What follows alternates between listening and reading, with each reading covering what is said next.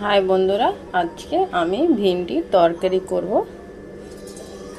প্রথমে কড়াইয়ের মধ্যে তেল দিয়ে কালো জিরে ফোড়ন দিয়ে দিলাম। এবার ভিন্ডি কাটা রাখা দিয়ে দিলাম। এবার দিয়ে দিলাম ভিন্ডি।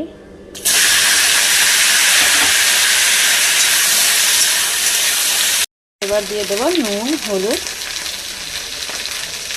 হলুদটা দিয়ে দিলাম। এবার দিয়ে দেবো স্বাদ অনুসার নুন। ভালো করে নাড়িয়ে নেব। এবার দিয়ে দেবো মশলা, টমেটো, কাঁচা লঙ্কা, রসুন। বেশি কিছু মশলা দেব না। দেবো মশলা, টমেটো, রসুন, কাঁচা লঙ্কা পেস্ট। হালকা মশলা দিয়ে রান্না করব ভিন্ডি। এবার রান্না হয়ে গেছে আমার ভিন্ডির ঝাল। এবার ভালো করে মশলার সাথে কষিয়ে নিয়েছি শুকনো শুকনো। আজকে ভিন্ডির ঝালটা করব, কোনো জল দেব না। ভিডিও ভালো লাগলে লাইক করবেন, সাবস্ক্রাইব করবেন, শেয়ার করবেন। টাটা।